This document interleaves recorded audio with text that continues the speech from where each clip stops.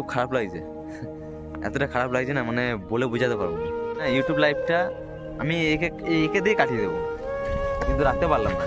অনেক ইচ্ছা ছিল, ইচ্ছেগুলো কেমন যেন ভেঙে যাচ্ছে, ইচ্ছেগুলো আর পূরণ করতে পারছি না।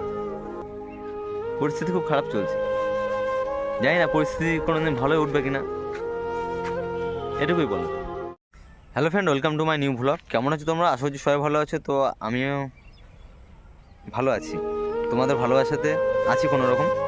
তো আজকে ভ্লগে আসার একটাই কারণ, তো তোমাদের সাথে পুরো ব্যাপারটা শেয়ার করব, আমার কি কি হয়েছে না হয়েছে, কেন এই জিনিসটা করতে চলেছি।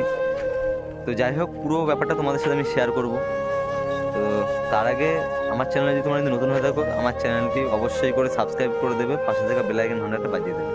তো আজকের ভিডিওটা আমি শুরু করছি। তো এইটা আমার লাইফের সবচেয়ে ফার্স্ট একটা গাড়ি। তো অনেক জায়গায় গিয়েছি, অনেক ঘুরেছি, মানে অনেক কিছু করে এসেছি একে নিয়ে, ঠিক আছে। তো আজকের পর থেকে একে নিয়ে আর কোথাও যেতে পারবো না, আর কোথাও ঘুরতে পারবো না।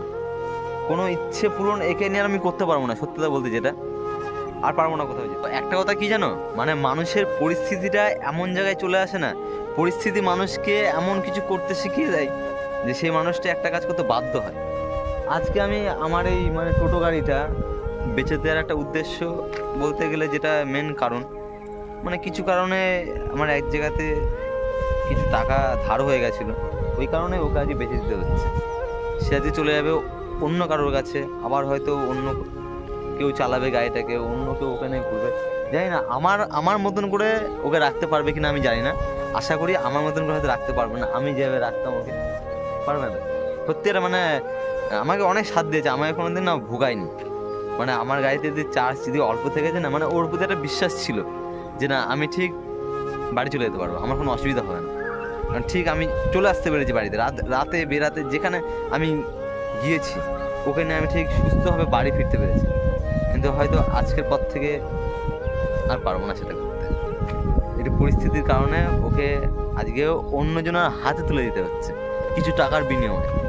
কিছু টাকা, এটা কিমতি টাকা, কিছু টাকার জন্য ওকে আজকে অন্যজনের হাতে তুলে দিতে হচ্ছে। তো ওকে ছেড়ে দিচ্ছি, ওকে দিয়ে দিচ্ছি অন্যজনের হাতে, মানে এই যে আজকেও মানে প্রতিদিনের মতনই ওকে গাড়িতে জল দেওয়া, গাড়িতে ধূপকাঠি দেওয়া, এই যে এখনো জ্বলছে। তো যেটুকু করার লাস্ট আজকে করে দিলাম, আর হয়তো কোনোদিন দেখতে পাবো না। কোথায় থাকবে না থাকবে, কার কাছে থাকবে, খুব খারাপ লাগছে। এতটা খারাপ লাগছে না, মানে বলে বোঝাতে পারবো না। আমার গাড়িটাকে শুধু একটা কথা বলবো, তুই যেমন আমাকে ভোগাসনি, তুই আর কাউকে কেউ ভোগাবি না। তুই যার কাছে যাবি ভালোভাবে থাকবি, এটুকুই বলা। শুধু এটুকুই বলা, যার কাছে থাকবি ভালোভাবে থাকবি, তাকে ভোগাবি না। আমি যেমন ভুগিনি তুই ভুগবি, তারপর আর ভোগাবি না কোনো। খুব খারাপ লাগছে বস। যাকে দেখলে বেশ মনটা ভালো হয়ে যেত, মন ভালো করে দিত, সেই সঙ্গীটা আজকে চলে যাচ্ছে অন্যের হাতে। খুবই খারাপ লাগছে আমার, সত্যি বলছি, একদম মন থেকে খুব খারাপ লাগছে।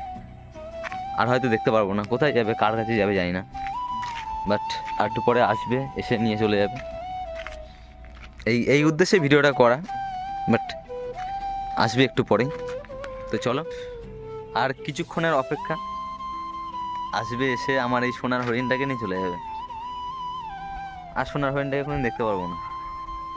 খারাপ লাগছে, মানে যদি মানে কিছু টাকা থাকতো না, এই গাড়িটাকে আর কাউকে দিতাম না। ভেবেছিলাম যে আমার এই যদি ইউটিউবটা আমি চালাতে পারি না, ইউটিউব লাইভটা আমি একে দিয়ে কাটিয়ে দেবো, কিন্তু রাখতে পারলাম না।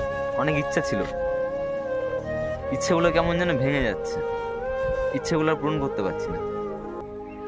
পরিস্থিতি খুব খারাপ চলছে, জানি না পরিস্থিতি কোনোদিন ভালোই উঠবে কিনা, এটুকুই বলো। তো আমার এই গাড়িটাকে কেনার আগে আমার মানে প্রথম যে ইচ্ছাটা ছিল, সেই ইচ্ছা হলো একটা বাইক কিনবো। তখন আর বাইক কিনিনি, তো আমার সেই বাইকের টাকা দিয়ে আমি আমার এই টোটো গাড়িটাকে কিনেছিলাম।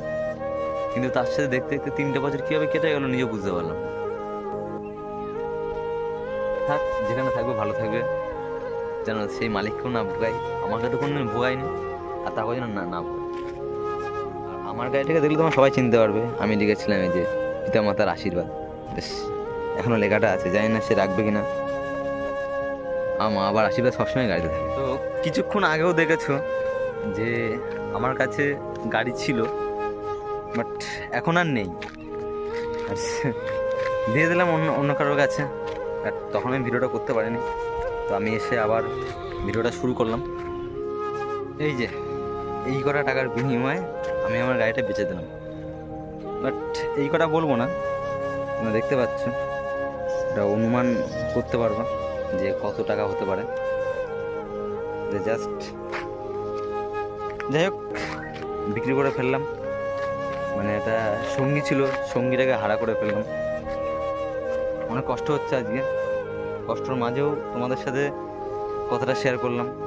মানে আমার লাইফের একটা বড় কিছু ঘটে গেল, সেটাকেও মানে তোমাদের সাথে শেয়ার করলাম, কেন করলাম সেগুলোও বললাম। যাই হোক, আজকে ভিডিওটা এই পর্যন্তই। তোমাদের সাথে আবার দেখা হচ্ছে পরবর্তী ভিডিওতে। ততদিন তোমরা ভালো থাকো, সুস্থ থাকো, আর আমাকে সাপোর্ট করতে থাকো। তোমরা ভালো থাকো।